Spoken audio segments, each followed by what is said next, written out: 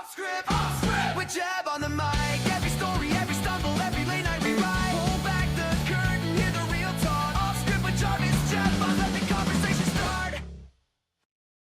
Oh boy. All right. What's up, Q?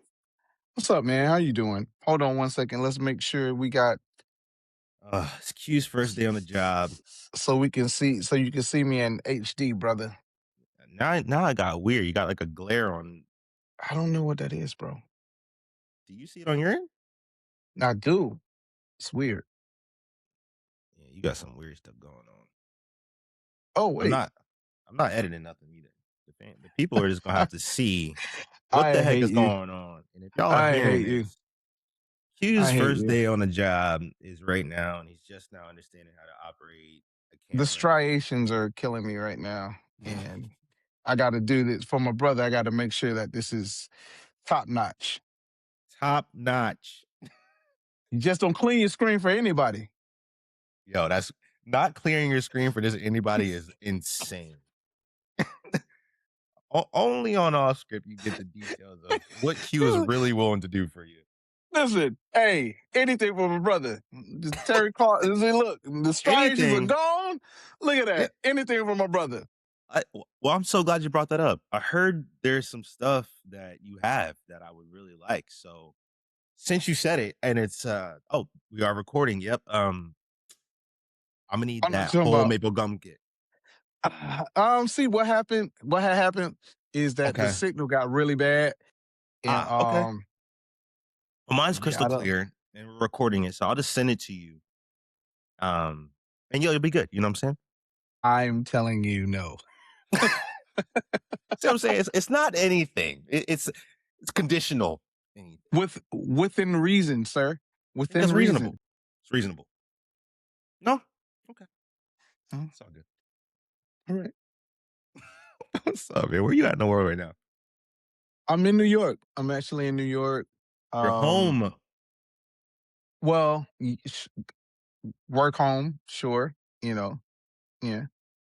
But yeah, we out here. We're in New York, in the BK, living life. Where'd you just come from? Because last time I talked to you, you were what?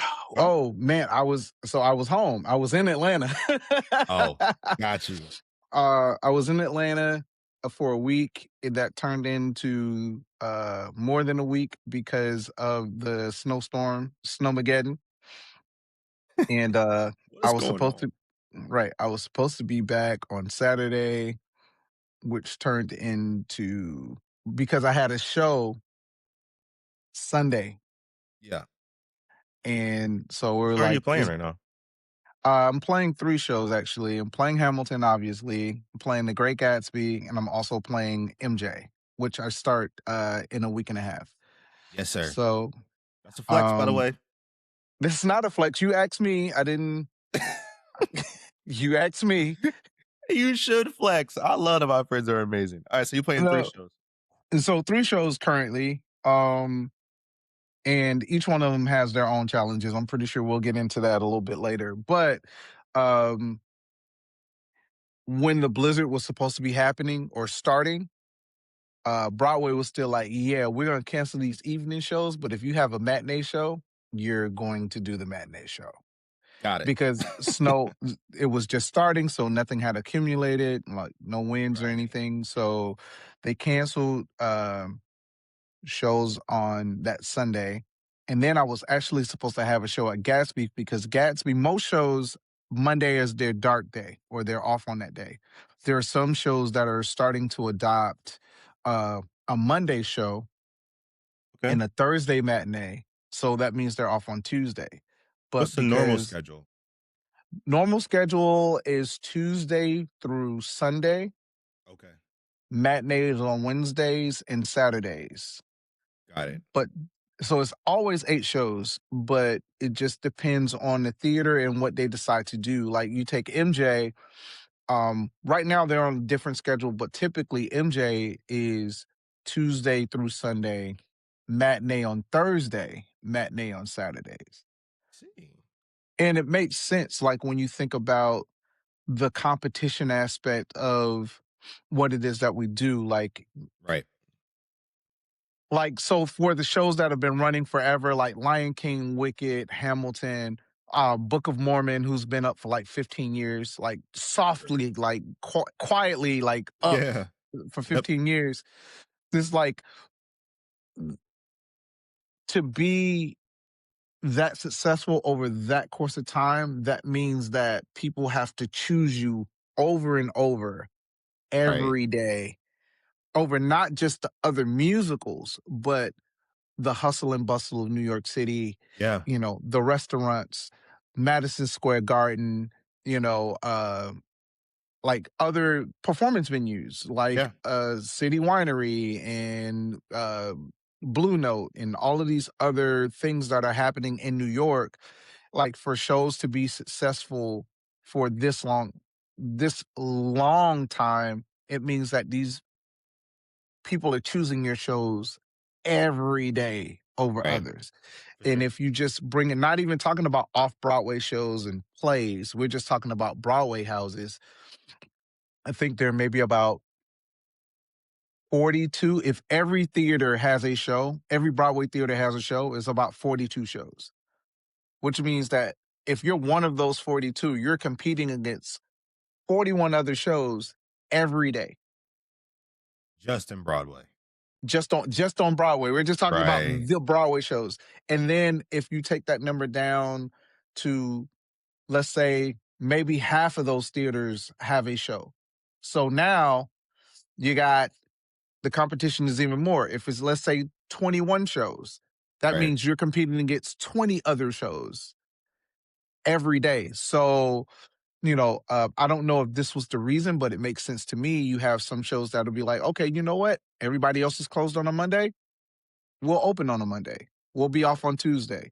Everybody else is doing their matinee on Wednesday. There's somebody that's going to come to the city that wants to see a show on a Thursday during the day. Sure. So we'll do that. So, Yeah. from a business aspect, in my mind, it makes perfect sense. You even have some shows like Lion King. Lion King still has a Sunday evening show. Most shows don't do two shows on Sunday. All right. Right. Right. So, like, you have your matinee show and then you're done until Tuesday. So, it makes sense in so many different ways. But, suffice it to say, like, I had a show Sunday afternoon that I did, but then my Monday show was canceled. So, Got it. I didn't get back here until like Wednesday midday. Sheesh. Yeah, because all the cancellations, it was nuts. Yeah, it's This nuts is right my now. second time it happening. The first time it happened, it was during NAMM, because remember the snowstorm, and I got stuck. Yes. I got stuck in Cali for another 2.5 days because I couldn't get back to the East Coast. So There was a lot of people stuck for Nam. Like a lot of people were just trapped. And I'm like, well, at least you're stuck in LA. You know what I right, mean? Like right. there's worse places to be trapped, Yeah. you I know? think the biggest thing is depending, like Atlanta being kind of like the elbow in this whole thing. Like the Atlanta's kind of like the linchpin. Like everybody will typically either fly into Atlanta or Minneapolis or Detroit to get to the other places. Most Right. of it is Atlanta, and Atlanta just does not deal with snow well at all. They don't get it So often. they don't. Right. And you can say the word snail slow during the winter time, and schools are going to be closed down for 3 days, and grocery Right. stores are going to be ransacked. So, I never but yeah. understood that concept. Like, y'all think y'all about to be trapped for that long? They just ransack the grocery stores. Okay, so I will say when I first moved to Atlanta, um, I want to say this is year 2014. Was like, so to understand Atlanta is like, everybody that says they live in Atlanta don't live in Atlanta. They live in surrounding parts, right? It's very much like Got the it. LA thing, right? Okay. Uh, Yeah. right. Atlanta is a very small place in the center, right? Sure. But Atlanta's outreach goes into like all of these different suburbs and everything. But in order to get there, you have to get on the highway. There are no back roads to be able to do that. Science nerd here. So what happens is when cold air comes and ice comes, The first thing to freeze over are bridges. Why? Because wind can pass underneath the bridge, and that's what makes the bridges ice over. Snow isn't the detriment in Atlanta, it's black ice. Black ice causes more deaths and accidents than anything else.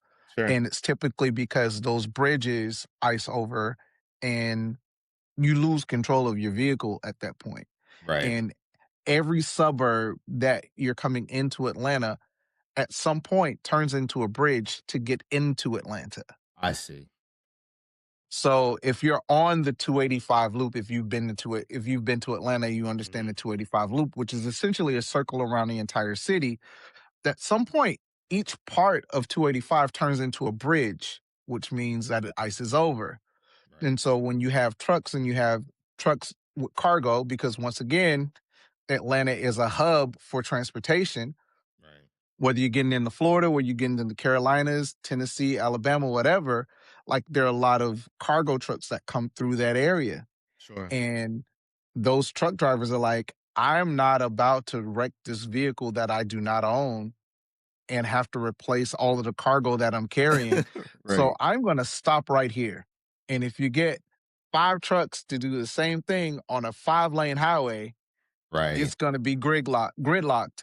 And because of that, uh, there was like for 3 days in a very, very cold time, like 285 was locked down. Like people were stuck in their cars and some people actually lost their lives. So Sheesh. yeah, it's not just about Atlanta not handling snow well, it's the conditions and it's all of Yeah. that. This the South, you're not supposed to deal with that, you know? Right, for sure. I think people Yeah, forget that too. Is like some of these areas are not equipped to handle because they weren't supposed to handle it. they were not supposed to handle it, right? Hell is Yeah. literally freezing over. Right. It's the same thing in LA. It was rains here and the world gets paralyzed. You know, like it's like, but to be fair, it will be a flash flood for a drizzle. It's just not designed to handle it well. It's I just you get it. never. I'm from Miami, so like rain, like we like rain. What's that? We'll get a hurricane. Like the funny thing is in Miami, you guys only hear about the hurricanes that make the news, and that might be Sure. maybe like three or four of them. But there are maybe like 30 named storms in Yeah. a hurricane season, and hurricane season runs from like June or July to like October. So Okay. within that time, there's like 20 to 30 storms, and it's just kind of like, all right, we got another one. It's just Remember, another day. Katrina hit us first Right. Yeah. Yeah. Yeah. Yeah, for sure. Yep. as a category two, and then went and did some weights down in the Yucatan, got big in the gym, and then went and took New Orleans all the way out. Yeah. It got live quick. Boy, it got busy. Live. Yeah, Dog, I didn't man. know you were from Miami. Yeah, born and raised, man. When'd you leave? Born 2010. Wow. 2010. So I born and raised there, did undergrad there. That's where I was a math teacher for a few years. I did all of that stuff there. Sure. And then decided to step out on faith and do music full time.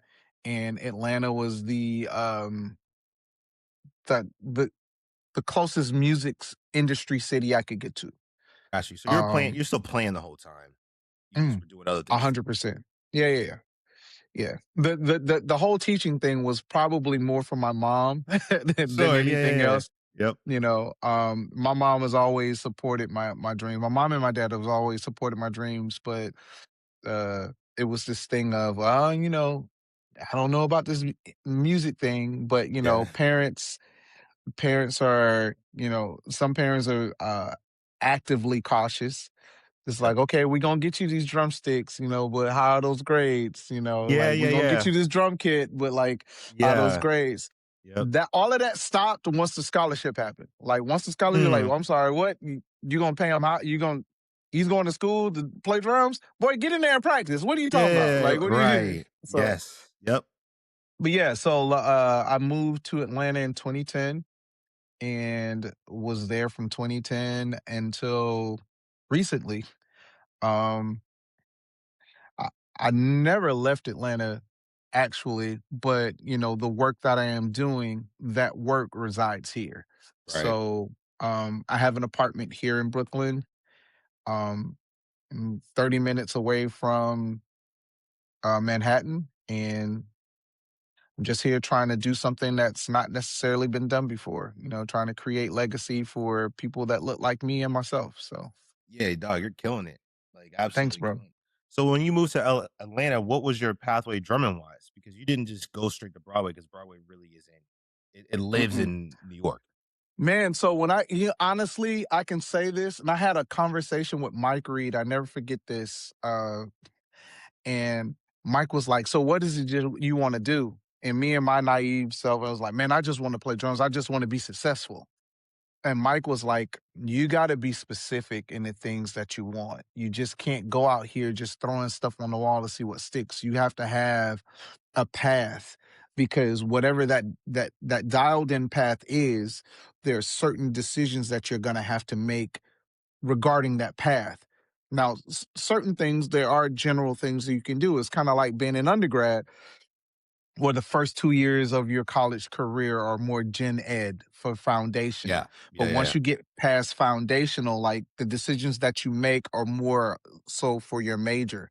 And I never Facts. forget that conversation with Mike. But back then, I just wanted to do more than I was doing. I feel like when I was in Miami, although I was successful, I felt like it was marginal success, right? I was Sure. playing with like the top corporate band in, Florida. I was at one of the larger congregational churches, being paid extremely well. Anytime there was a session, I was, first call for that.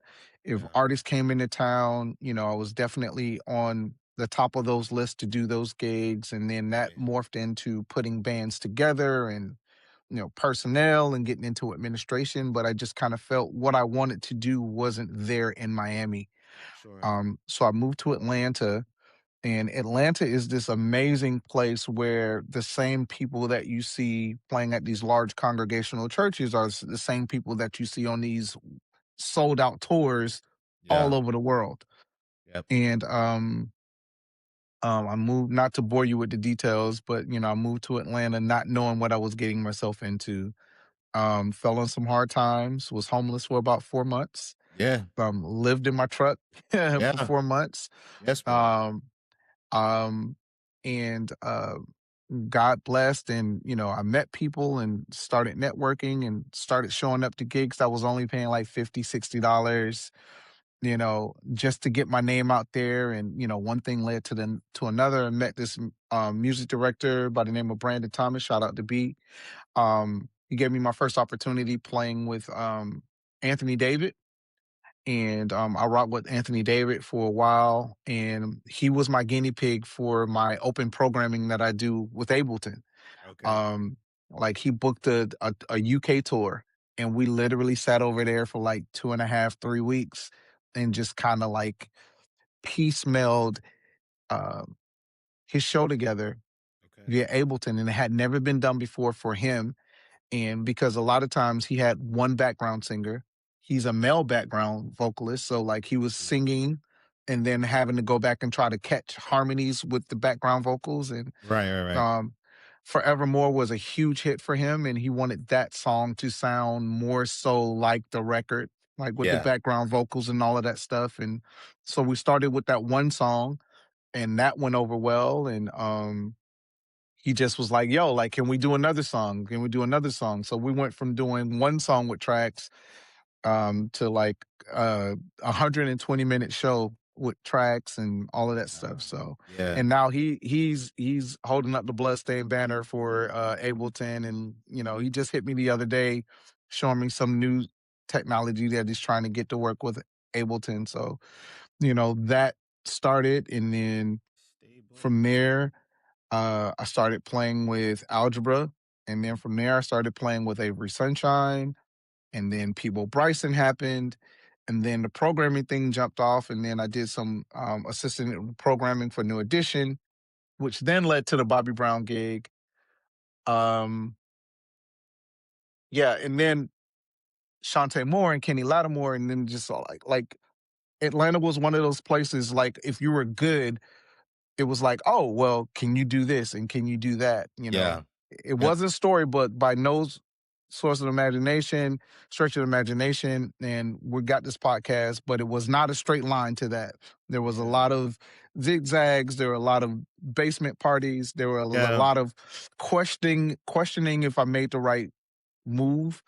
I think a lot of times is artists, we just want people to think that we had it all together. And it's like, nah, Yeah. man, like the universe has a way of, shaking your confidence in yourself. And that's like when you really understand if this is what you're supposed to be doing or not. Because if you quit, it wasn't for you anyway. Right. Yeah. Um, and I think a lot of those times when we're challenged by God or whatever your belief system is, it's not so that you can prove it to them, it's so that you can prove it to yourself. Like, Yes. if because of the hard times and the trials and tribulations that I had when I moved to Atlanta, if I had not overcome those, there's absolutely no way I'm talking to you from Brooklyn right now. Like, Right. there's absolutely no way. Yeah. But hindsight always being 2020, we look at those things in a vacuum sometimes, but you can't. It's like every experience that we have is literally setting us up for our next. It's how we choose to view it. We can either choose to view it as a impediment, or we can look at it as a stepping stone. The difference between a stumbling block and a stepping stone is how you use it. They look the Mm, same, right?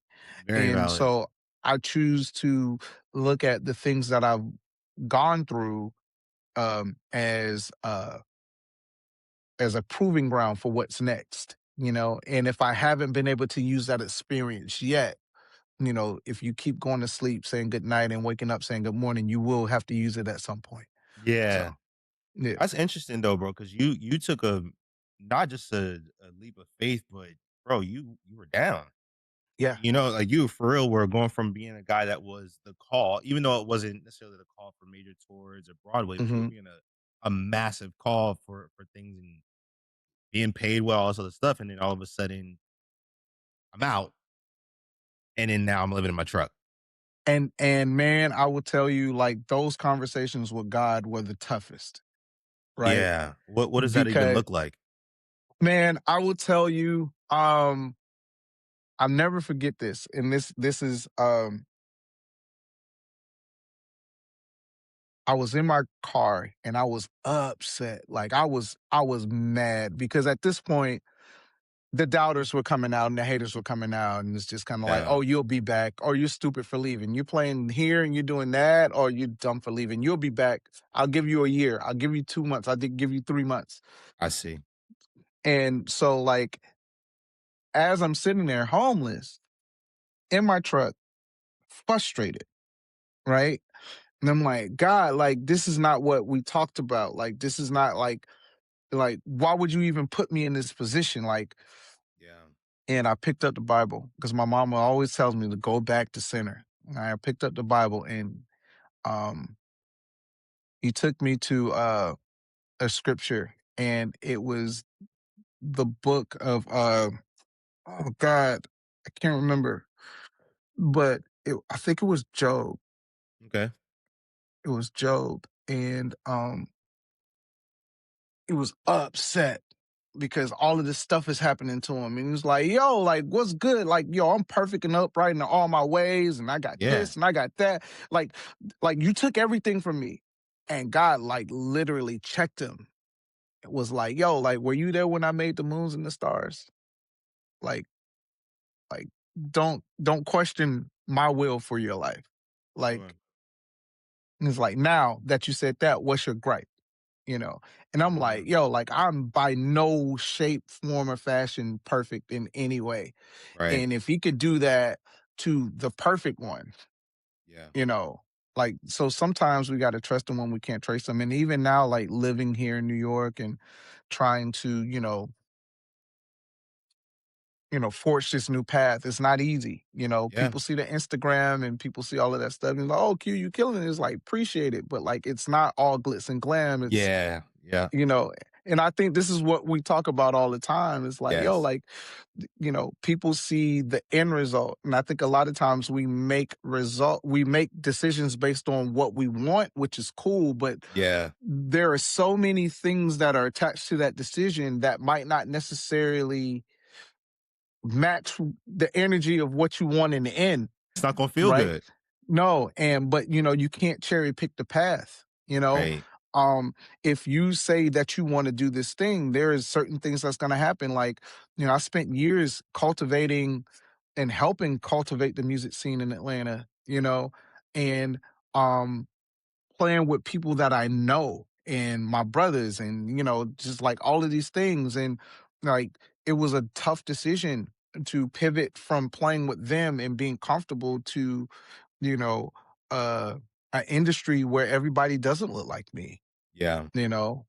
Sometimes being the only one in the room with locks or, Right. a darker, complexion Yeah. or coming from a socioeconomic background and, where I come from, Yeah. and it's tough. Do I Universities are hate it? not easy. Yeah.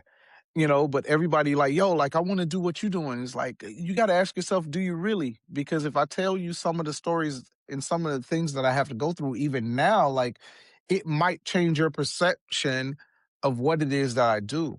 Yeah. You know, I think because resiliency is in our blood, we just adapt and we move on and we don't talk about the struggle. But I really believe that if we started talking more about the struggle and not the struggle Yeah. and it's not to deter anybody, but like people think just because you do it and you make it look good and you make it look easy, that it was easy. Right.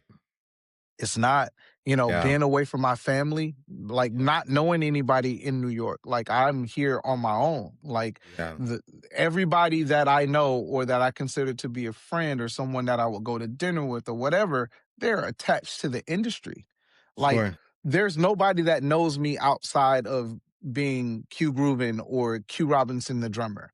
Like I Right. have to go back to Miami for that. I have to go back to Atlanta for that the people that are attached to me now only know me as Quinton the drummer and not Q the person, Yeah. you know, and that can be debilitating to not be around people that not only know you but help ground you, Yeah. that know you win. Yeah. Yeah. Um Yep. it's difficult, but if you believe in the vision that you've been given, nothing should deter you from that. For sure. Um, I just kind of feel like everybody wants to think that it's just as easy as making a decision and just doing it. It takes a lot of mental fortitude. It takes a lot of prayer. It takes a lot of community. Like that's why I'm grateful to guys like you and Briz and Peely Yeah. and guys that I can call and be like, "Hey, man, am I tripping? Right. Like, Yeah. you know, Yep. am I doing the right thing?" Yes. Or like for us to get on the phone and be like, yo, bro, I'm proud of what you're doing. Yep. And, and a lot of times you don't even know because it's not like we talk every day, but it's like in those times when those conversations have happened, you don't know how much it pulled me out of that depression of not being where I want to be. Because, when you're successful in something, it somewhat makes you impatient because it's like Oh, when you want to be massively. when you want the next thing, it's like, yo, like I already did this, like let's get it. Yep. And it's like, no, no, no, no, no. Before you get there, there's some other stuff that you got to do because if you don't, you're Yes. gonna screw it up. So Yeah. like those conversations, like having a community of brothers that I can call, you know, and y'all don't know how much it energizes me, even when we have our like, frenemy banter, Yeah, for sure. like that, like iron sharpens iron in those ways. Yeah. So It's yeah, so valuable though, man. I think I wish more musicians would do it. And yeah. I noticed for some reason there is I can assume what it is, but I have no way of actually knowing. But it seems like it's a lot of jealousy attached to it. They struggle to see someone doing dope shit and being like, "Hey, man, that's dope." How do I support that? Dude, I was just having a conversation this morning with Peely. about this. Yeah. I don't Okay. I don't think it's jealousy. Yep. Yeah, I'm down. I don't know either. I don't know. I think it's insecurity. Okay. That's very I think possible. I think it's insecurity, and I think that insecurity plays out in such a way where you're uncomfortable because the thing that that person could be achieving could be the very thing that you've been working towards. Right. And because they are achieving it, that insecurity of, okay, maybe I'm not good enough or maybe I'm not doing it. So like it's this in some people are just bad apples and some of it is jealousy, right? Sure. But Yeah. I think by and large, I think it's insecurity. I think more so than jealousy, I think everybody fights with insecurity. Yeah. You know what I'm saying? At every level, by the way. Yeah, it's like Yeah. like even me, like I'll give you a prime example. There's a show up here, and a drummer has to go on a leave. And I got the call and another drummer got the call, and I'm just looking. And instead of me being grateful Yeah. for the fact that I got a call and we're splitting the time, I instantly went to the, well, why didn't they give me the whole thing? Sure. And so I had a conversation with myself. I could not sleep because for me, I needed to figure out where that was coming from. Like, yo, like, am I greedy Yeah. or am I being insecure? It's like, what about me didn't allow them to give me the whole time? Right? Sure. Instead of being grateful for the time that they gave me, knowing that they could have called anybody, Anyone. Sure. Yep. you know, Yeah. like what was it that made me feel a way about not getting all of the time, you know, which goes back to what I was talking about a couple of weeks ago when I worked the four agreements through the musician's lens Yeah. about not taking things personal, you know, right? Like that decision could have possibly had nothing to do with me, Most of the time it doesn't. right? But Yep. it's the demons that I'm fighting in my own head Yeah. about other things that contribute to, well, see, I told you weren't good enough because if you was good enough, they just would have gave you the whole time. That's me talking to myself. Bruh. It's No one has crazy how said that that. happens. Nothing, no one said that to me. Yep. No one even thought it. But it's me talking to myself, and now I take Yeah. on this like now I can't be happy for him. Yep. I can't Yep. even be happy for me. So look, going into a situation where I'm Yeah. being able to make money on a prominent show, I can't even be happy for that because I'm mad because I didn't get all of the time. All of Like, it. where's that Yeah. coming from? Yeah. And it goes back to being spiritual mature. Like my pastor back home said, he was like, the sign of true spiritual maturity is to be genuinely happy for the person that gets the thing that you've been praying for. Yeah. Yeah. So it's like I'm like Good. literally dealing with myself even today. I had no idea that this conversation was going to go there, but it's off script, right? Yeah, it's all Um, script. That's the whole point. you know, like dealing with myself today, trying to figure out where did that come from and Mhm. what is it, and fighting through that because the easy thing for me to do to myself is say, "Oh, I'm not good enough." But it's Sure. how we talk to ourselves and about ourselves. Our body responds to that energy. Our body doesn't know sarcasm. Our body Yeah. doesn't know jokes. And when Yep. we say certain things to ourselves, we can't be surprised when it manifests itself in real life. Yes. It's so true, man. And you're not the only Yeah. one. I've been dealing with the same thing. I recently just told someone this is like my whole standard now is just excellence. I'm Yeah. only focusing on just trying to be excellent. The rest of the Yeah. stuff I'm not saying to myself. The only thing I'll even when I'm practice, you know how we go into it and we'll noodle. I don't do that anymore. I immediately Wow. think, is this an excellent way to noodle? Is this an excellent way to Mm. approach? And it's not. And that's the only thing I think about. I don't think about, oh, you did it again. Because you're right. That self-talk that we have, bro, like I look at the year I had last year. I played MSG damn near 4 times. Yep. And didn't And I call me once. still shut up. That's not you weren't home. Oh, Oh, yeah. See, you just be spewing continue. this. You just be spewing this. No, but it's like you play 4 shows at MSG and you still leave with this thing, like, I don't know, there's still those guys are doing so much, but yeah, but you also just did incredible. You're not the only one, bro, and we all It's doing it. dude, I will tell you this. Me and a buddy of mine, his name is Dave White, incredible bass player. He played on one of the Hamilton tours, Yeah, and we did "Oh Happy Day" together. There's a bass player that played "Oh Happy Day," and amazing, yeah. we were talking, and I was like, man, anytime I walk into a workshop or a new musical, um, I always ask, I was like, is this the one that's gonna do me in? Is this the one that's gonna expose me for the Wow. fraud that I am, right? Is this the one? That's Is it. this the one when they put the book in front of me? Is this the one who was like, "Say, I told you you couldn't do it. I told you you couldn't read," and Wow. nobody else is thinking like that because they hired me. Right. I'm literally saying these things to myself. Yes. But you went to Berkeley, right? Did you go to Mhm. Berkeley? Yes, sir. Okay, so like I'm not sure of when. I'm a few years older than you, but there was a reading prerequisite that Berkeley used to have, and the book was Effortless Mastery by Kenny Werner. And one of the rules in that book was be kind to yourself. Yeah. And man, we will uphold each other and we will talk life and speak life to each other, and then we will talk so bad to Yes. us, Yes. and we wonder why um things don't necessarily happen in the way we want them to a lot of times, and it's a lot of times because of self-talk. It's how we talk to Yeah. ourselves.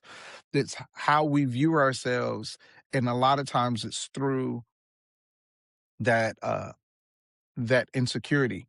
Yes. Now, the pendulum also swings the opposite way as well, Yeah. right? Yep. Because Yeah. the the antithesis of insecurity is ego, right? And in the same way, we can misappropriate our blessings in our path through insecurity. We can do the same thing with ego, Yes, right? sir. Kyrie was just talking about this on this post where he was talking about just take the note, Yeah, right? just take the note. Yeah. Take the note, right? Like it, that that holds true in pop and R&B, but no, it far more in on Broadway because even now, like after playing, I don't know how many. I think I've played maybe like 1,100 to 1,200 Hamiltons. That Like is insane. it's nothing to get a note from a conductor checking you on, hey, like watch your tempo here, or hey, like this thing that Wow. you did here, because it's the viability of the show. They want to make sure that the show is still running at optimal level. Yeah. They So have a we still responsibility. we still get notes. Like the Yeah. actors gets notes, the everyone still gets notes. And if I get that note and I hear from oh man, I suck. I'm not doing it good. I'm not doing it well. Yeah. Yeah. I've missed the note, right? Yep. And because then that's gonna affect how I approach the drum chair, which needs Or me the to be opposite thought 100%. Right. of, Or who you how talking dare to. you? Right, how Yeah. dare you? I play Yep. drums, Yep. like you don't play drums, you know. Yes. No, that's stupid. Like I'm gonna do it my way. You've Yep. missed it. Yeah, you And so missed now it. you go into with that same energy, and nine times Mhm. out of ten, if you came through it with the ego, you probably gave off a little bit of that in your Yeah. nonverbal interaction, Undeniable. Yes. right? So Yes. now the conductor feels away, the music director feels away, Yes. and now it's weird, Yes. You made the you know. whole room weird. You made it weird, and now Yep. all of a sudden you're not a cultural fit, and now you find yourself on unemployment, Come on. Come on. not because of what you played, but it's how you took the information. Yes, bro. It's everything. And so it's like I kind of look at it. I used to have this thing called the Icarus movement. And the Icarus movement, if you remember the story of Icarus, Icarus was, he had these feathers, these wings made out of wax and feathers, right? And when his dad gave it to him, he was like, "Hey, don't go too far towards the sun because if you do, the wax will melt your wings and you'll plummet to your death. But also, don't get so close to the water because the feathers will absorb water and the feathers will become heavy and then you will drown because you're going to fall in the water. Okay. It's to stay in the middle, Yeah. not too high and not too. And so, like, it's the same Yeah. thing that Kobe used to talk about all the time. It's like Yep. winning and losing, that's not that's not the thing. Like you will win and you will lose. I'm not results driven, right? It's about getting better every day, right? And those notes and how we talk to ourselves and all of those things is how we get better every day. Yeah. Um, It all everybody matters, wants to, man.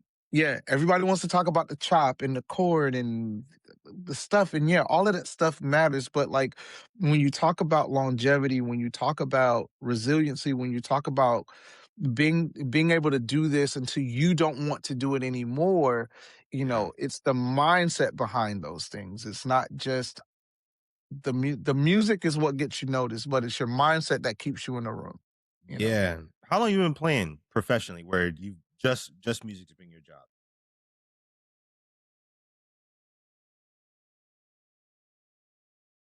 Great question. Because I've been playing 20 drums since I years? was 3. Yeah.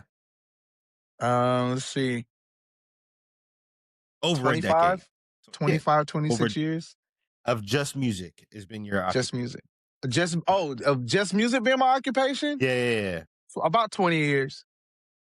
Okay. So in that time, you've moved scenes twice, right? Hmm. How do you go from being a big fish in the pond that you're in, it doesn't mean a small pond, but it's a pond you're in, and then jumping into a whole nother pond, right? Because as soon as you jump into another pond, no one knows you. You don't have the connections. You don't know the local music scene. You don't know who's running this stuff. How did you navigate that? Because that's not easy. It's a couple of things. I think every step, every step in your life, um, creates the foundation or the springboard for the next. Like we just talked about that. Um, Without the Atlanta experience, I don't do New York. I definitely don't do Broadway, right? Because when I left Miami, I could have went to New York, could have went to LA, I could have went to Nashville, right? I chose Atlanta because it was safe. But when you do safe, you only get safe results, Understood. right? Um, it's a lot of it is understanding people, understanding yourself, and understanding how to network. Accentuating what you do well and working on your strength, your struggles, in private. Sure. Um, I would have to say the biggest thing is just understanding faith and having a very strong sense of self worth Yeah. and understanding that like not every day is going to be the blockbuster day, but you're working towards something greater. Yeah. And every day that you have is an opportunity to get better. So when your number is called. So here's the thing. It's not a matter of if your number gets called. Yep. It's when Hmm. everyone's number gets called. Yes. It's what happens when your number is called. Uh-huh. And I think a lot of times we spend time when we should be getting better complaining Oh, all the time. or doing stuff that takes us out of the purpose of what we say we want to do with our lives, right? Sure. So when your number is called, you're not ready. I've always been one that I've been blessed to have the mindset to keep the main thing, Yeah. you know? And um so when my number is called, I'm ready, Yeah. What you about know? networking? You're one of the best networkers I know. Actually I hate networking. Uh, Really? it started as a exercise from my therapist. uh, Wow. Okay. because I was dealing with a lot of negative image, internal negative image stuff, Yeah. particularly um, when it comes to drums, because I didn't feel like I was getting the love from the community, or I didn't feel like I was being accepted. Yeah. And my therapist, she said, "Hey, and there's nothing wrong with therapy. Like, I'm telling anybody who's listening to That's a this, fact. there's nothing wrong with therapy. I look at it as, you don't wait till something's wrong with your car to take it to the mechanic. Yes. You get your oil change done, you check your tire pressure, you check your fluids. If we do that for an inanimate object, why wouldn't we do that for ourselves? Yes. So if you are struggling, there are places out there that can help you. Yes. Seek out wise counsel. There are things that you can't see because you are in it. There are other people that have a bird's eye view. They don't have to know who you are. They don't have to know your story, and they definitely don't have to be in your industry to understand things that they can just see from a bird's eye view and be like, hey, the reason why you're feeling like this is because something that happened way back then. Maybe we should go Yeah. and tackle that thing. So anyway, Yep. she called it the Mary Kay effect, Okay. because I was struggling with posting, because I was like, nothing feels good. And I was also I was heavier. I think at my top, I think I was like 285, 290. Okay. And that was messing with my confidence, and I didn't want to post anything. Yeah. And she was like, we're gonna do what Mary Kay does. She was like, you're gonna post something. She was like, you're gonna do your best. And she was like, you're not to stop posting, and you're not to stop meeting people until you get 100 no's or negative comments. Wow. Okay. And she was like, do your best though. Don't go in trying to get a negative comment, but Sure. don't stop until you get a no or negative comment 100 times. 100 times. Okay. And with the Mary Kay effect, what they found is that when they're selling something, if you don't stop until you get 100 no's, you've gotten a lot more yeses than you did get no's. Yeah. So it Yes. makes the company is generating revenue. Right. So, and she helped me out with that. And so it became an exercise in um meeting people, Yeah. Okay. because of my size at the time and where I felt my playing ability was. I didn't have the greatest self-image of myself. And just doing that exercise just really gave me the confidence to know that, hey, like, you're being hard on yourself. Sure. And um if we only lock into the individuals that rock with us, if we rock with who rocks with us, we'll be a lot better off than Yeah. trying to chase the people. Because there are people.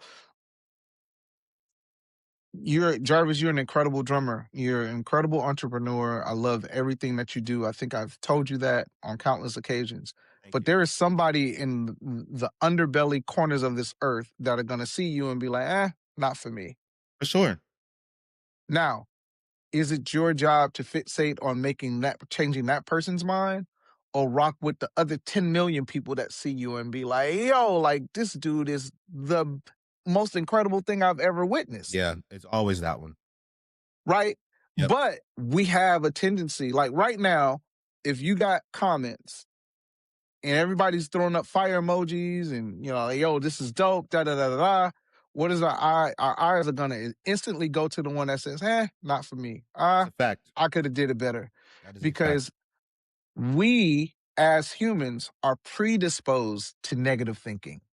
Isn't that wild? It's crazy. It's very. Someone was telling me this. I want to say a few months ago about why the things that are uncommon stand out is because they're uncommon, right? When people get in trouble about certain things, they operate on extremes. We fixate on it because it's not common. We Hmm. don't notice the people that are doing things right. You don't notice that everyone who didn't get in the accident today, that was normal. We only focus on the person who got in the accident, and We it think really about, messed me up. I'm like, you're right. We yeah. only fixate on the stuff that is uncommon. That's so First dumb. time you first time you got on the plane, what was your thought? I was That your nervous and excited, and then I remember the takeoff. The takeoff was Mhm. surprising. My first time getting on the plane, I was like, "Oh my god, don't let this plane crash." What's wrong That with was you? that was my first thought. I was 17. I was like, I don't want the plane to crash." Right. That's And, fair though. but the pilot was like, "You do realize that there are more car accidents than plane crashes in a day." Yes. And that changed, even at 17 years old, that kind of changed my perspective. It's like, because the car accidents happen every day, but the only ones you hear about are the most catastrophic ones. Exactly. We were just talking about hurricanes. You guys hear about five of the 35. You hear, Right. and then the one that destroys everything. It's terrible. It is absolutely not trying to minimize what happens in those particular cataclysmic events, but like, we fixate on that negative thing. I remember when I was first trying to ride a bike, the thing I was most afraid of was falling over. Falling. Yep. Every time. But Yeah. there are 30 kids going by on bikes, Cruising. and they killing. They all Right. right. Yeah. Yep. So, Big time. Yep. and that becomes fear, and that, but suffice it to say, you know, um, the networking part was, started off as a social experiment to help my confidence, Wow. because, Okay. believe it or not, I am an ambivert. Like, I'm not an extrovert at all. You See. know, Okay. I am very okay with chilling by myself. Yeah. You know, being in a room, reading a book, playing video games, Yep. chilling. Like, Yep. I don't have to be out. And when I do go out, um, those interactions, like at NAM and at PASIC, if I'm not around, that's why I was always hovering around y'all, because y'all is safe for me. Like, Yeah. y'all, For it's sure. not like that's home. Like, I can Yeah. hang out and be cool with like 5 or 6 people Yes. versus everybody asking for pictures or asking for an autograph and all of this stuff. It's like, Yep. I have to go away from that to recharge. Like, Same. introverts recharge alone. Extroverts need external people to recharge themselves. They love being out and about. Yeah. I'm a little bit of both, but if I had to Yeah. choose one, I'm a I'm back at the hotel chilling. You Yeah. know, That's a fact. I'm okay. I'm okay being by myself. For sure. I also want to co-sign the therapy portion. Therapy changed my whole perspective last year. And not Mm, that act of therapy, because I've always believed in it, but talking to my therapist changed a lot. Like, she really helped me so much be okay with who I was. mhm. You know what I'm saying? Like, we Yeah. struggle with things like what you're talking about. For me, I have a very social network. Most of our friends are outgoing. They want to be out and about. They want to go. I'm like, yo, I can't do that. I gotta And go. I started feeling crazy. Like, I don't want, she was like, yo, it's cool. Right. Let them do their thing, show up for a couple moments. And she gave me real tools on how to get in and out of certain things. And Yeah. bro, shout out to Susie. Yeah, I mean, she a real one. 'Cause Dr. we, CC, thank you. Yeah, like, for real. yeah, bro. And, it's also that social uh pressure to continue. Like, we'll be Yes. at NAM, like, we'll go to dinner, and then be like, okay, what y'all getting ready to do now? I- I'm going back to the crib. Like, Room. I'm done. Like, I'm done for the Yeah. day. Q, you done for the day? Yeah, man, I gotta go. Yep. Because I realized setting up boundaries for myself allowed me to control my own thing as opposed to following the crowd. Yeah, bro. Um, yeah, like, but networking is a thing that I've like any other skill, like, is something that I've had to work at. Uh, You practice that? I have to. I have to, because Surprised. if not, like, I'll be a wallflower, and like, I literally will just, like, Yeah. I think people should understand that. I was just talking to Steve-O about this, yeah, and Steve-O's a phenomenal communicator, but people yeah, don't see that he reads, he records himself doing this, he talks. He's like, this didn't just happen overnight. no. You have to practice that. It's just, yeah, yes, bro. And Good. there are some people that are just naturally gifted at speaking and networking and all of that stuff. But I will say, um, even if you're not actively practicing something, you're unconsciously practicing something, Yeah. right? So if I'm going to be practicing something, let it be intentional Yes, so I sir. can dictate what the outcome becomes. Because in the same way that you can have great habits, you can also have unhealthy habits that only happen because you chose not to, you know, pay Pay attention to it. attention. Yeah. You forgot to check into your life. You were on Yeah, autopilot for a moment. for That sure. that gets a little For sure. spicy. But for Yeah, you, man, your networking is really how we connected. We were on to some, just reach out, what's up, what you doing, see yeah, you doing cool stuff kind of vibe, and then we became super tight after. yeah, That takes skill, man, and that also yeah, takes you being focused on it. But another part of what you've done so well is I love how you communicate with your reps. You have a very diverse approach to how you communicate with the reps. So much so I will call you and ask you your thoughts on something. yeah. How do you think I should communicate this thought? Mhm, Cool. And you'll reshape my thought to it and be mhm. like, don't send that, you know, don't send that, or valid, but say Right, it this way, right, right. and I love that for you. But how have you worked that out? Is that just naturally You who you are? that part I think is like, so I grew up, with both my parents, but I spent a lot of time with my grandfather. My grandfather's the greatest man I've ever known. He was a pastor. And, um, just watching him navigate people and watching him, he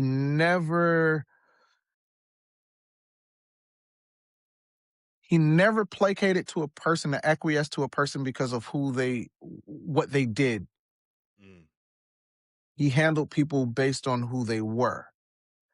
And when we talk about these reps, they're human first. They are yes. people first. Yes, sir. And I think a lot of times people will totally overlook the person for the position and they want perks without relationship. Yeah. You know, um, I was just talking to J Rod, shout out to J Rod Sullivan. Yeah. One of my best friends in the world. We talk at least once a day. And we were talking, I was like, our paths to where we are very different. Um, my path was I was the guy that was building his career and had not necessarily gotten the highlight reel gig yet, right? Sure. Yeah. Yeah. So with that, and I'm a little older than you guys, so like I've saw the industry change. When I started getting into the endorsement game or sponsorship game, companies were still signing based off of potential and trajectory. Wow. Right. Okay. That was a thing.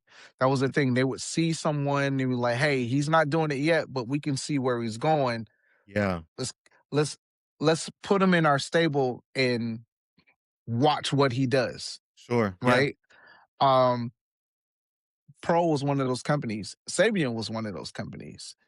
So I'm proud that um they can now be justified in the investment that they made in me because of the things that I'm been fortunate enough to do now and bring attention to their brands as I build my own. Um, but I said all of that to say, um, there's nothing wrong with reaching out to your rep to see if they're having a great day. Yeah. You know, there's nothing wrong with having a phone conversation or taking a trip to go and talk to them face to face because I'll never forget, I was with this company and I was emailing this rep back and forth, all the time, Yeah. right? And finally went out to Nam, met him, and he was like, "Oh man, Q, it's so good to finally meet you, man, and like really hang." You know, I was like, "What are you talking about? Like we email all the time." He was like, Yeah. "Yeah, but it's not like knowing somebody. It's not like talking with somebody." Yeah. And that reshaped how I thought about things because in my mind, I'm thinking we're talking all the time. Yeah. And Sure. based on the responses of giving me that gear or getting me this discount or getting this gear over here to this part of the world, Yeah. Yep. I'm thinking we good and we solid. And they're like, nah, this is work. Right. Like, I gotta do this. Like, you're Yeah. my responsibility.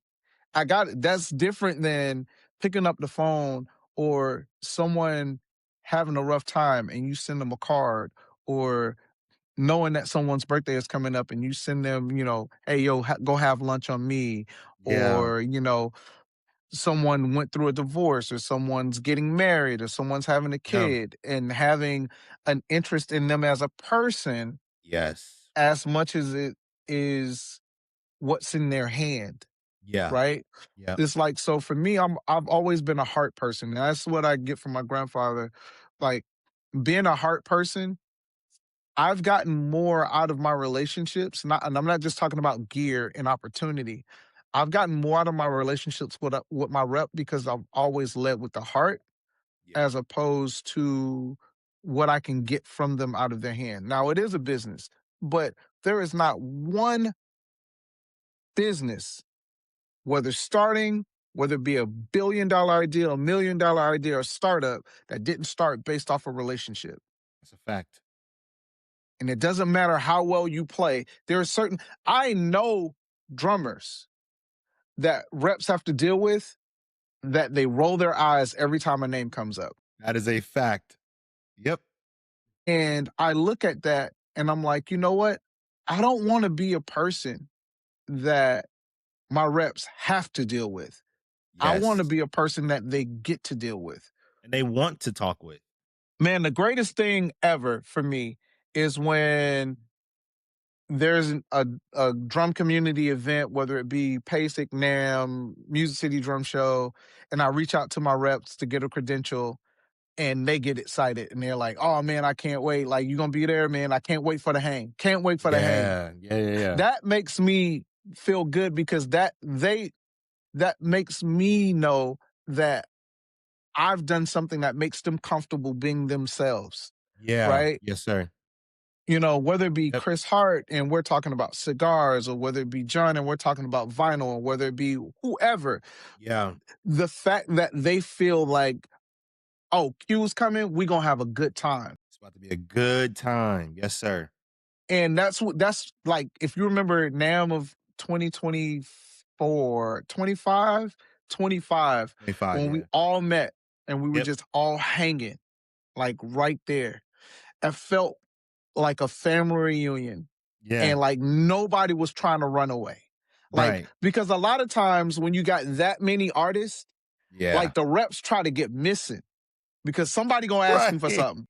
Or they want to talk about a tour that's gonna happen in 6 months, Yeah. They're you getting know. gone. Yep. Yeah. And it's like, I don't want to deal with that right now. But like, our reps were like, yo, like, These are we the guys. hanging. We just hanging. Yeah. Yeah. It was just So fun.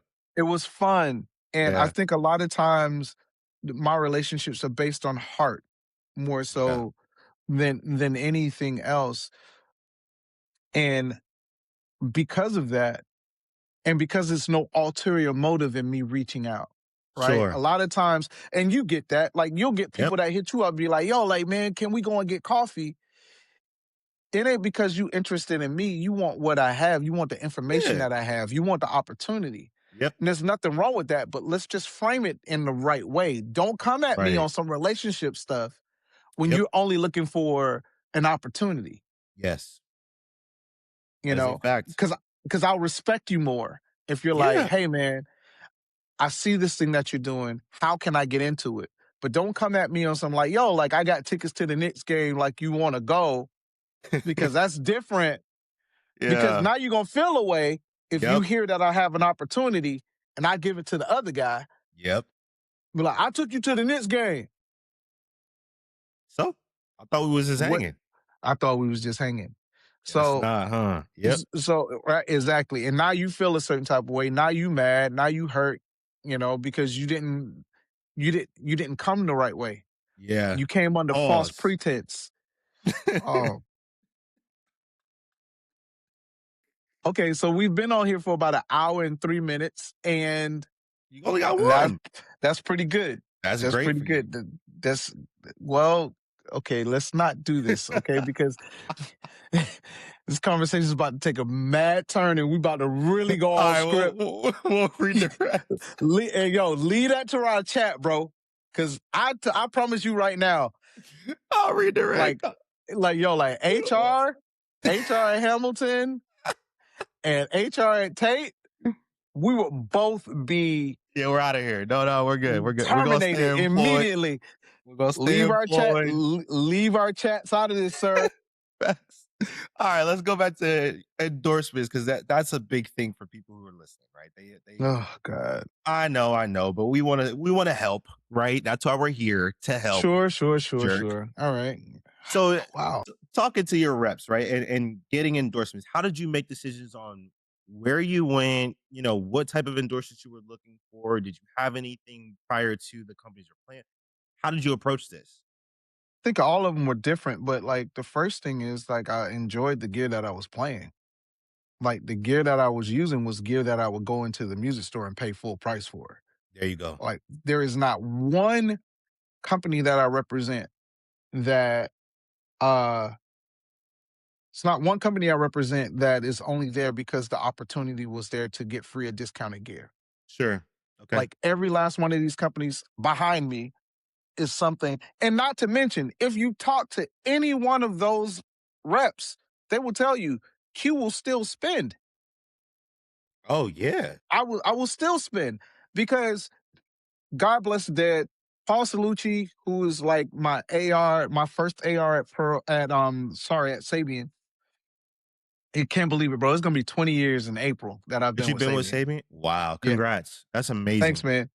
Paul Salucci was the East Coast rep at the time. They had two reps at the time, Okay. and I always used to call him and just talk to him because he was just a wealth of knowledge. I think that's the other thing about reps too. Like they have a wealth of knowledge. They're not just there to be these cosmic bellhops of gear.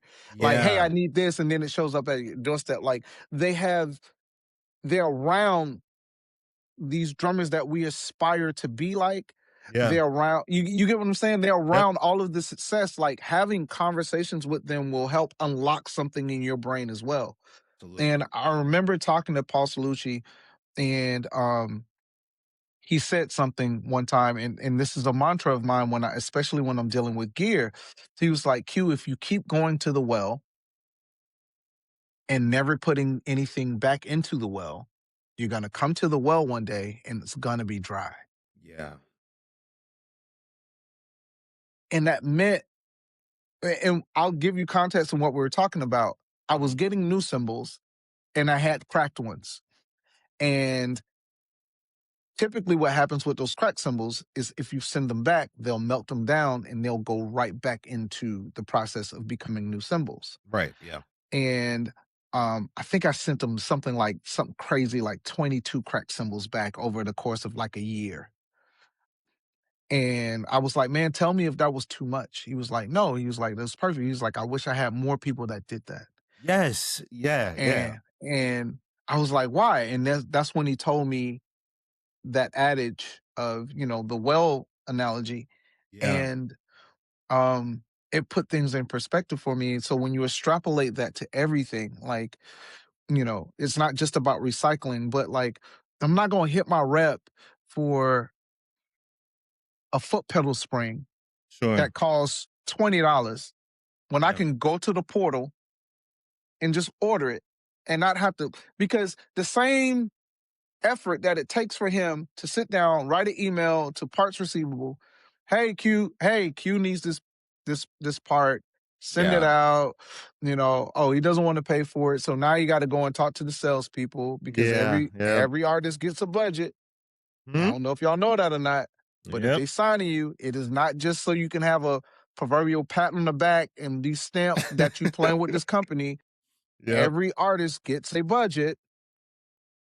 Eh, How much you get is based on what value you bring to the company. And Yeah. everybody's value is not the same thing. So you can't True. look at my deal and say, well, I'm doing X, Y, and Z, so I deserve this. Your deals are your deals. But anyway, it's like, I'll just do that. There are just certain things like John will look in there It was like, oh damn, you brought that snare? Like, yeah. It's like, oh, well, why you didn't call me? I could have. Don't worry about it, It's all good. because Yeah. right, because if I get into a place where I need the help or Yes. I need it fast, Yes. you know, he can look into he can look into the itemized list and like, well, yeah, he bought this, and this. He brought us this many artists. Right. He's posted this much about us. He's done this, he's done that, he's done that. Yeah, give him that drum kit. He's earned it. Yeah. Yeah. Yeah. Yeah. 100%. You get what I'm saying? Yeah. It's like, um, I I I think it's extremely important to understand that not all deals are made the same way. And, you have some guys that are, you know, top billable names. You got a Yeah. guy like Dennis Chambers, you got a guy like Dave Weckl, Vinny Colaiuta, Will Kennedy, Larnell Yes. Lewis, Yep. Tony Royster Jr. Yep. Like, these are guys who are household names, and Yeah. they are supposed to be heralded as such in Yeah. ways that we pay attention to what they do, It's a fact. right? Okay, not everybody's going to be that. Yep.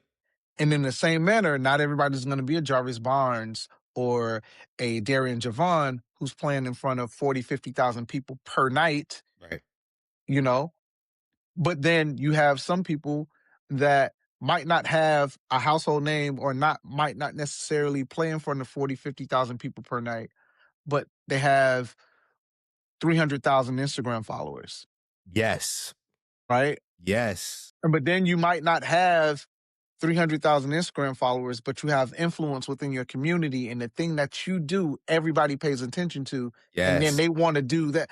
Like, Hmm? I think everybody thinks that you have to fall in all of those categories, and you don't.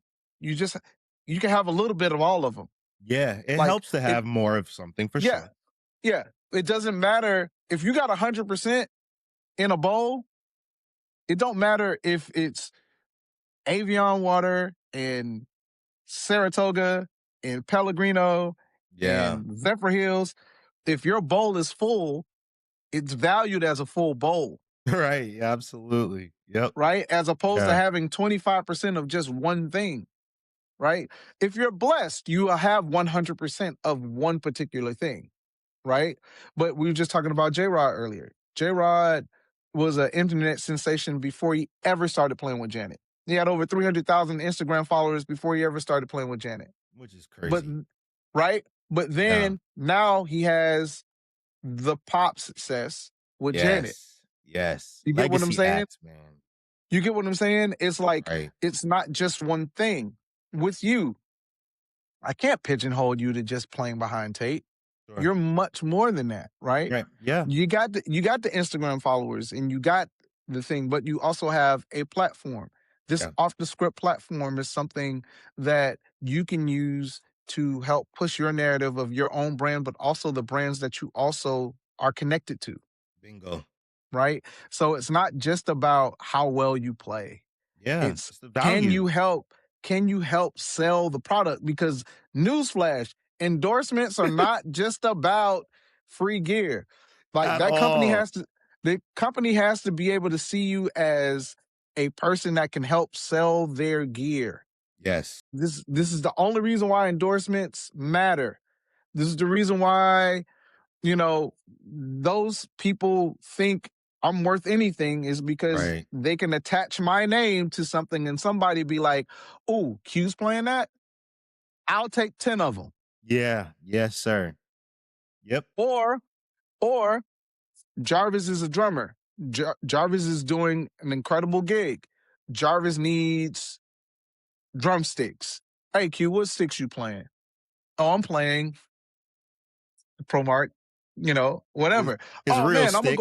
yeah, I'm gonna go and try those. I'm gonna go and try those. Yes. Not because it's ProMark, but because he trusts me. Yes.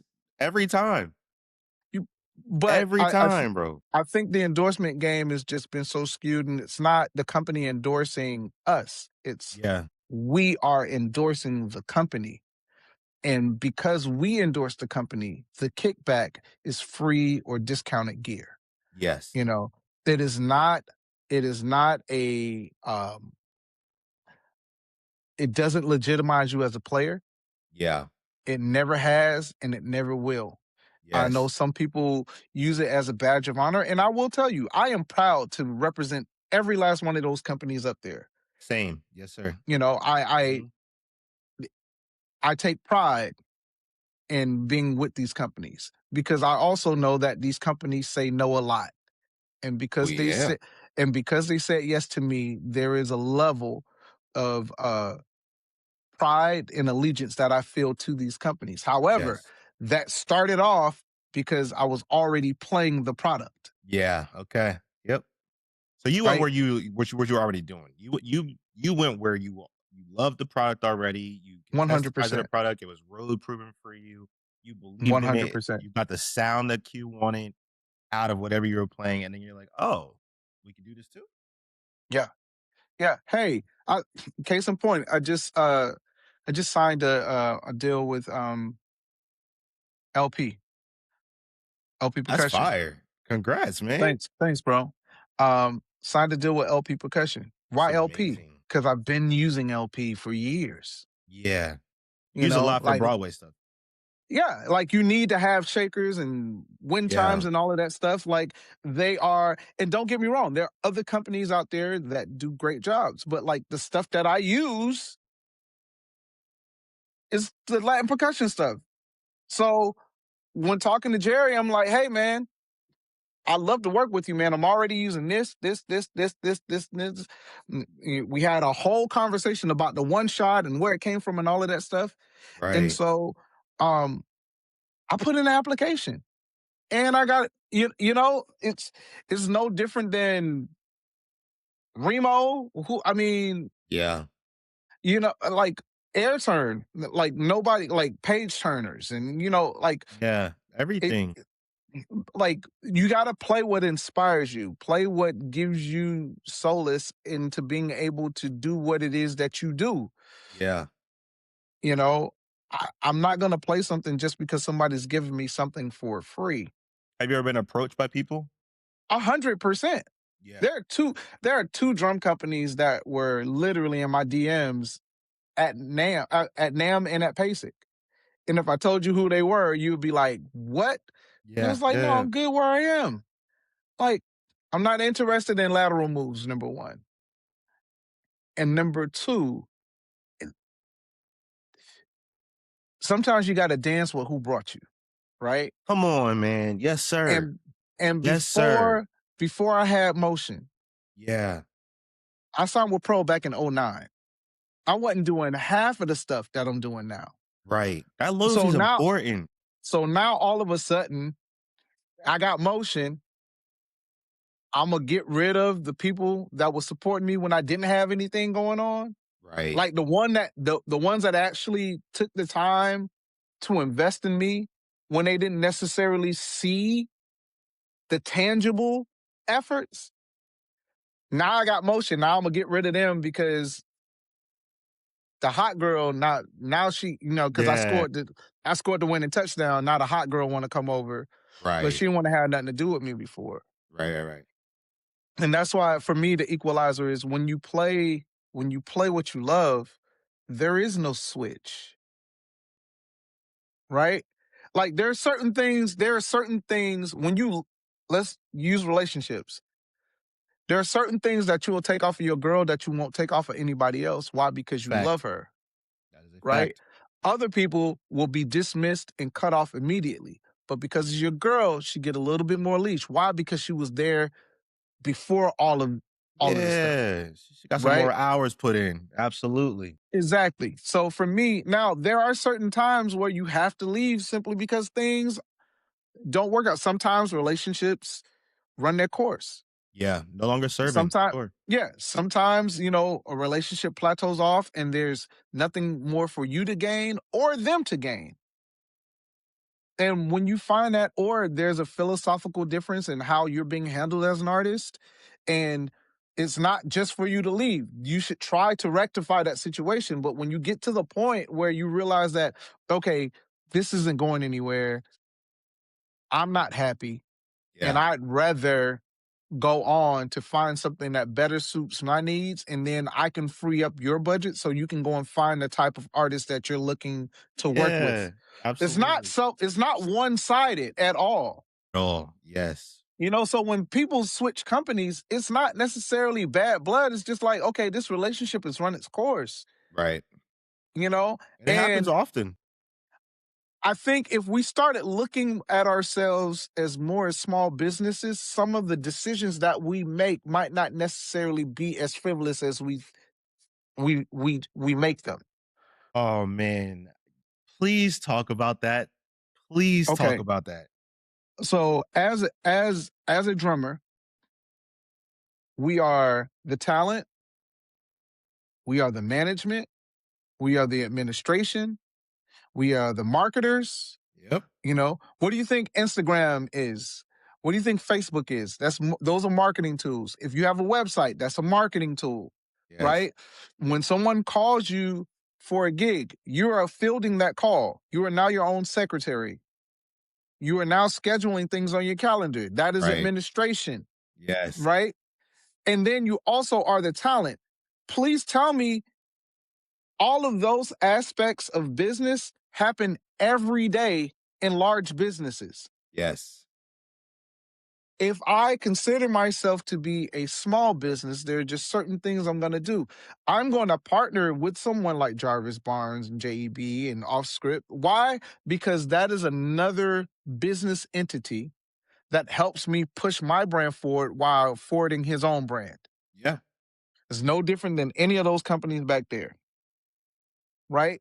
I think a lot of times, because we don't look at ourselves as small businesses, we don't regard ourselves seriously enough to make the necessary decisions that will help us keep longevity. What is that? Are we just so in love with our skill? Are we Yeah, so in love with the passion that we can't yeah, get to yeah, the yeah. real thing You of know what we why? deal with? Music You know why? business? You know why? Because we are coddled when you're good at something when you're younger. Wow. I remember being in the elementary school and playing for the school chorus Yeah. and going into the cafeteria, and the cafeteria lady was like, "Baby, you sounded so good," and gave me that extra piece of meatloaf or that extra piece of cheese pizza or that extra chocolate Yep. milk when you was only supposed to get one. You know what I'm Yeah. saying? Yep. You go to the church, you playing at the church and you play real well, and nobody's supposed to park over in this particular area, but how you play really resonated with the parking attendant, and he told you you Yeah. could move the cone so you could park there. Yeah, you good, bro. You you get what Yep. I'm saying? Or because you play well and the promoter knows you, so you get in VIP for free. Right. You get what I'm Yeah. saying? And Yeah. because that's all based on our skill, what we end up doing is we end up conditioning our minds to think, okay, as long as I'm hot on my instrument, everything's Ah, gonna be good. that is doomsday, man. But if you live by that sword, you're gonna die by that sword, because the next thing you know, somebody else is gonna be parking in that parking spot. And somebody Yes. else is gonna be getting that extra piece of cornbread. Or somebody else is Yes. gonna be getting in the VIP, right? Yes. It's it okay. I am not anti anybody, but I am pro what I am. And I can Okay. only talk about my experiences as a black man in this country. Okay. Okay. We have the talent and the skill. And a lot of times that talent and that skill is coveted. But a lot of times we stop at the talent and the skill because it gets us so far because it's coveted. Yeah.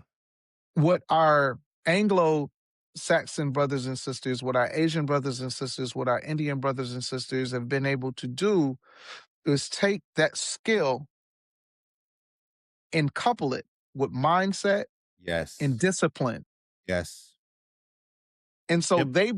they become more attractive in certain spaces because if you shed long enough, if you practice long enough, you'll get the talent. You'll get it. What we're given naturally, they will get there. It, you can be on YouTube right now and go and find an 8-year-old Japanese kid that doesn't speak a lick of English that sounds just like the greatest gospel drummer of all time. Killing.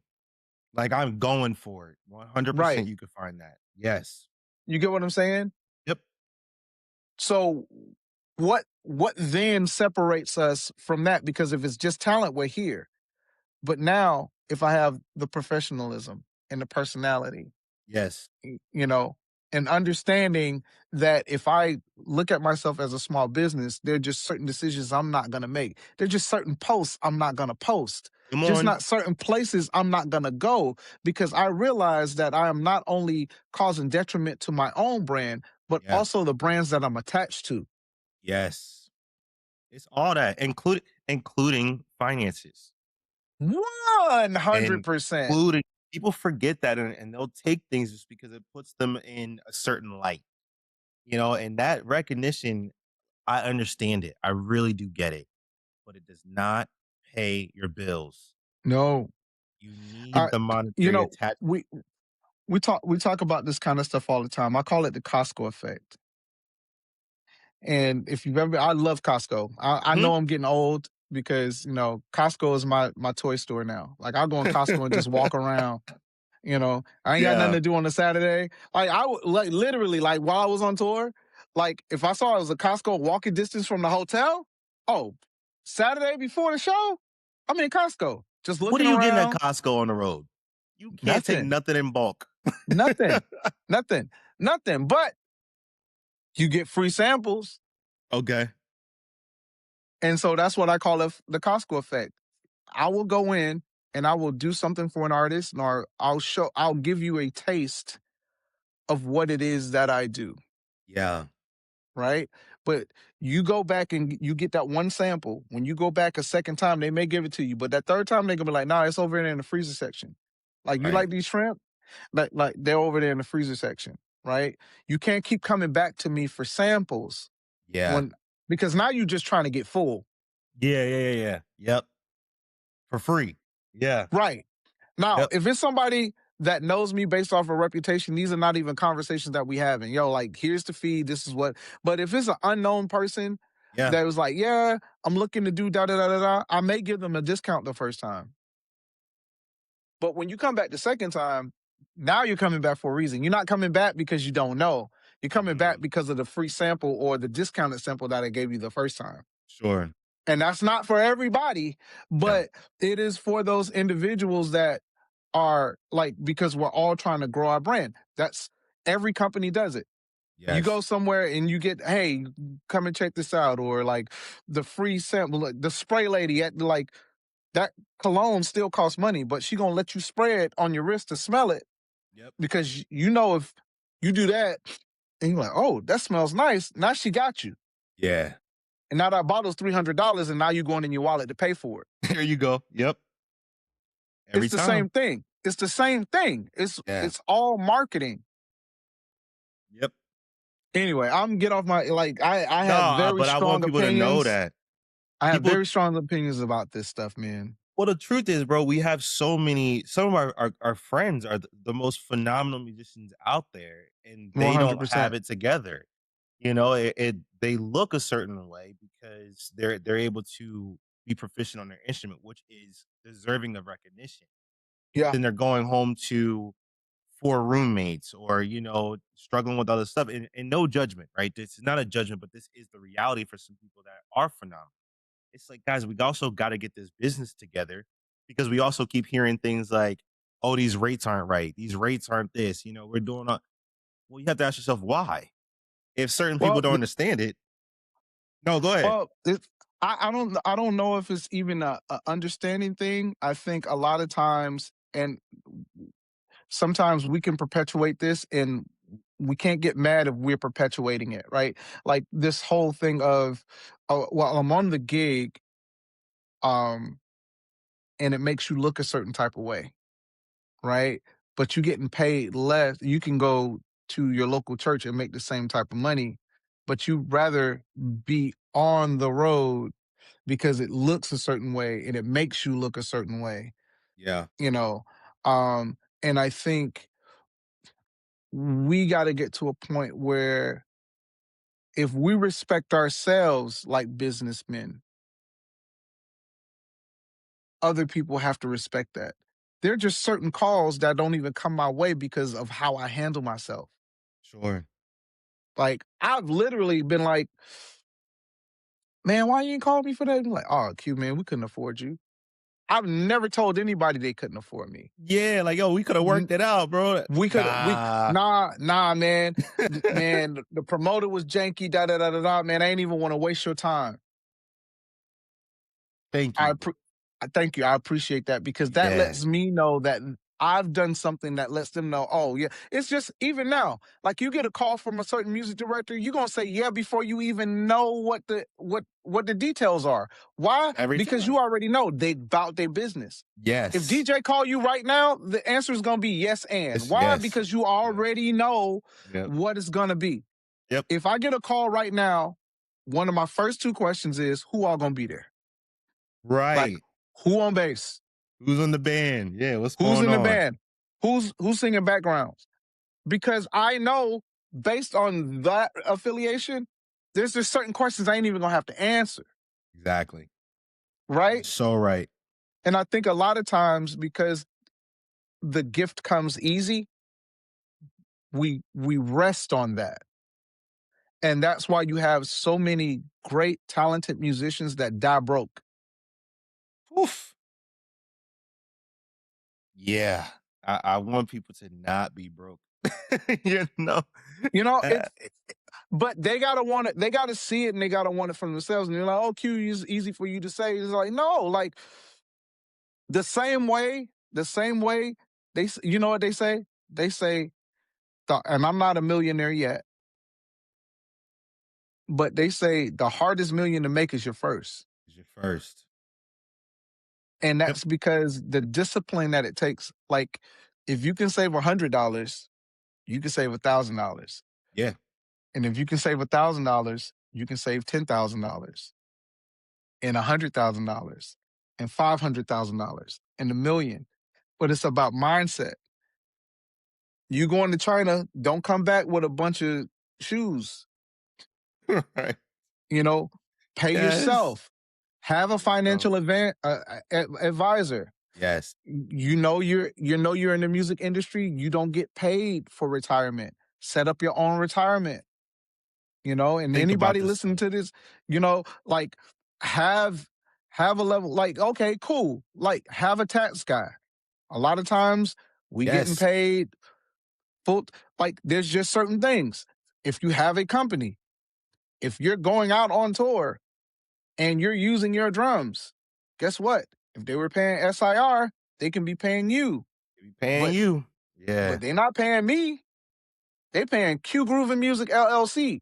Big time. Yes, You sir. get what I'm saying? Yes, It's like sir. there's just certain things that and the information is out there, but once again, us, because we want to make sure that we look like we know everything, we won't seek out wise counsel.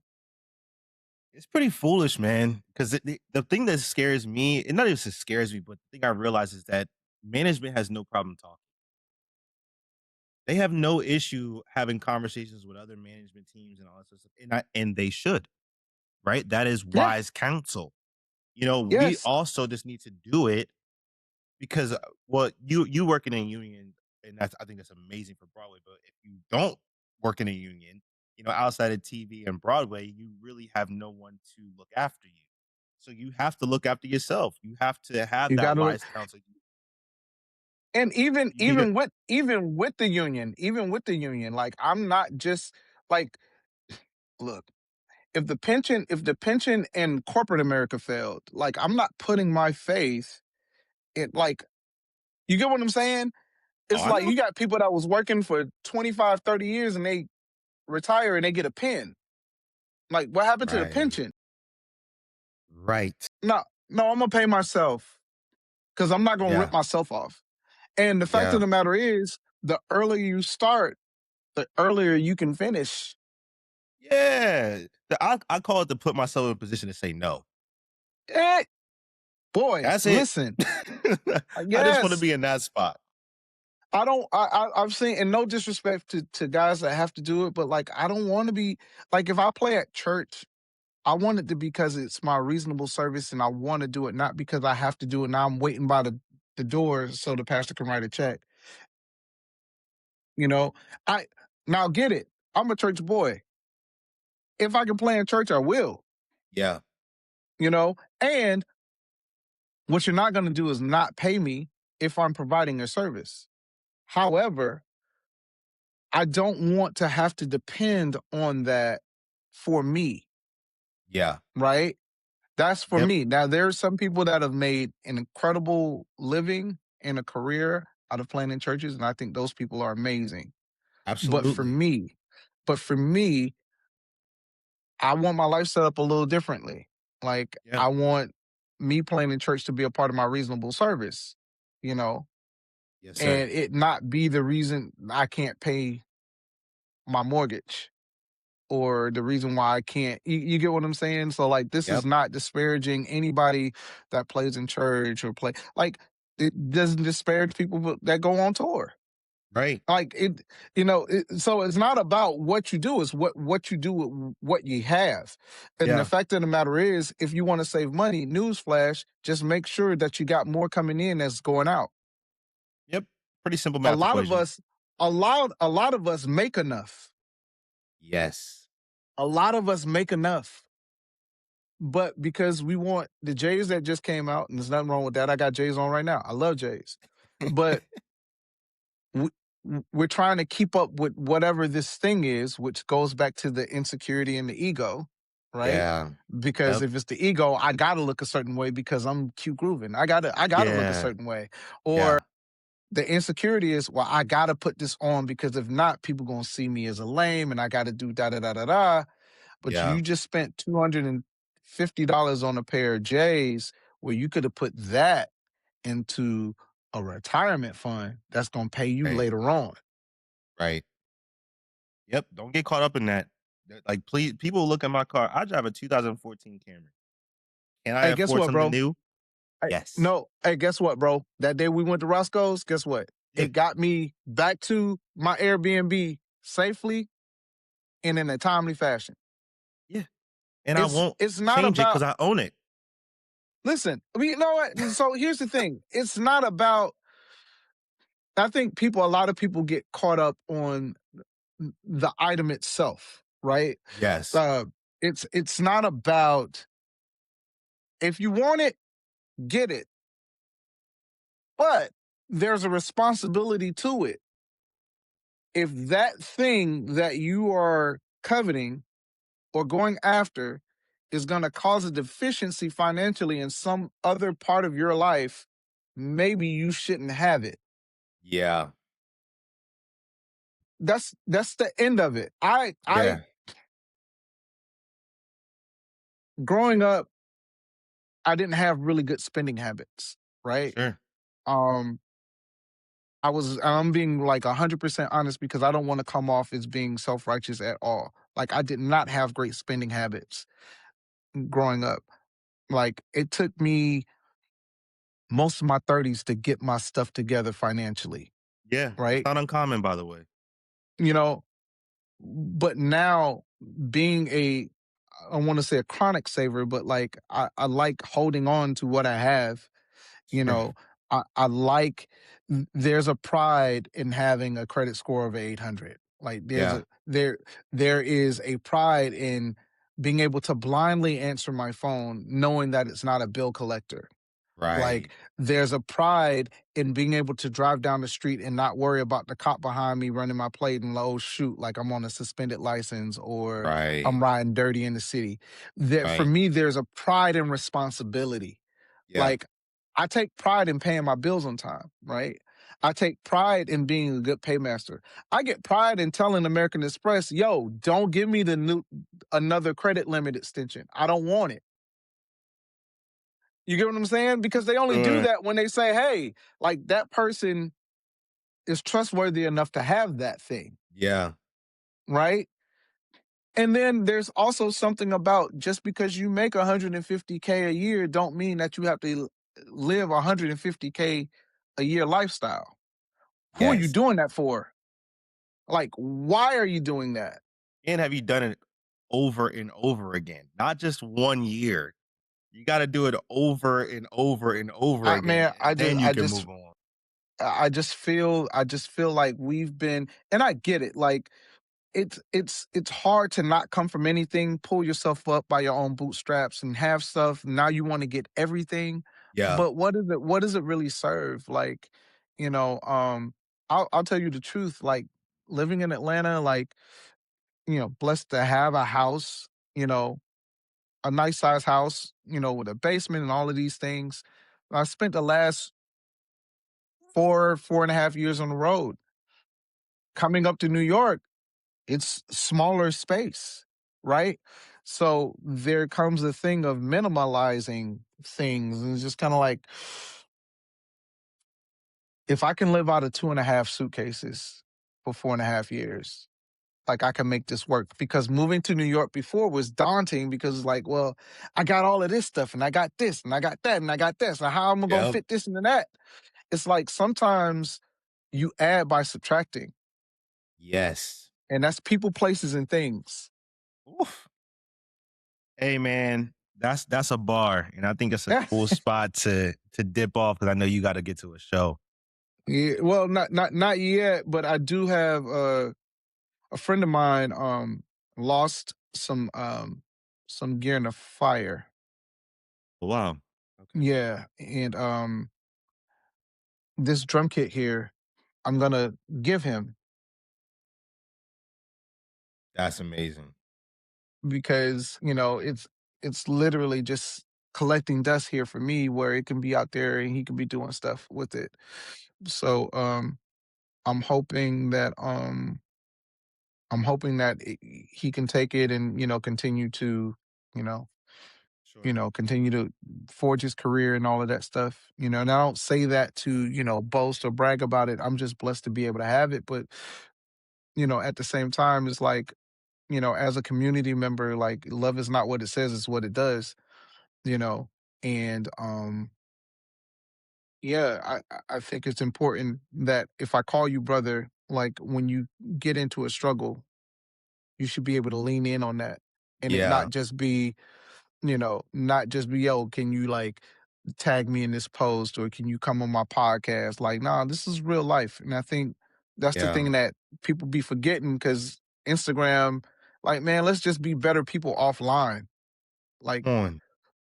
you know what I'm saying? It's like we Yes. joke a lot, but like the profound respect that I have for you, uh, is because of I see how you operate as a man and as a person. Has nothing to do with you playing with your shirt off, you know, in, you know, in assless chaps. That's crazy. Like, there's Okay. nothing. Well, I think your time has expired.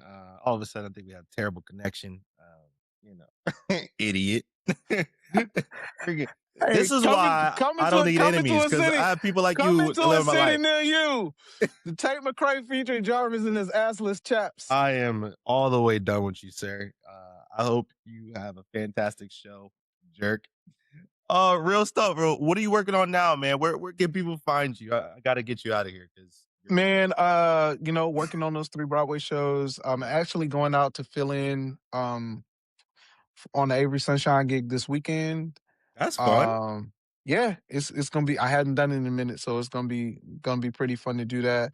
Got something big coming up this summer. Can't talk about it yet, but Okay, it's when it hit, it's gonna be like, oh, can't wait. so I yeah. can't wait. Yeah, so we'll talk about it. We'll talk about it offline. It's not for Yeah, public for sure, for consumption yet, sure. Well, all your stuff will definitely be in the descriptions, and we'll make sure people can follow you. Is there anything else that can people reach out to you? Do you do lessons, consultations, anything like that? 100%. Okay, Like, go to www.imqrobinson.com. Everything about me is pretty updated there. There is a contact or booking tab. So it's not only for bookings. Like, if you have questions or anything, you can hit me on IG. I am Q. It is Q Groovin at Q Groovin. Not necessarily on Facebook a lot, but like if you're there, it's QJ Rob. And but my website tells you everything that you need to know about me. And I'm just grateful to have the opportunity to be on my boys' podcast. Your invitation is open at all times, my brother. Yeah, just make Anytime you sure want to you come put on back. a shirt and you good, bro. Come Just on, man. I just do no. my job. That's not my request. Okay. Every show that I've done shirtless has been, I actually think it's in like, hey, yo, you I know could what? play your show. That's I enough. could play your show. Yo, I could play your show, but I can't wear no shirt. I wish that was a part of my brand. But I think Like, it's dope. Like Tosh has that brand. And I think it's so fire. Like, because it's also just him. You know, yeah, like he is but that's Tosh. always Like like to that. know Tosh, you're like, Tosh, where your shirt at, bro? It's He just what you walks around doing? like that. But I think Yeah. it's so because it's him. Just chest naked, just all day. He's just Just a wake up. phenomenal cat who's just amazing at drums, and that's what he does. And I'm Yeah. like, Yeah. yeah, he's just one of one, man. But Q, my brother, thank you for being here, man. It means so much to me, more than you'll ever know. I still don't care for you as a person, but you know, that is what it is. Uh anyway, thank you everybody. Q Robinson, appreciate y'all. Whoa!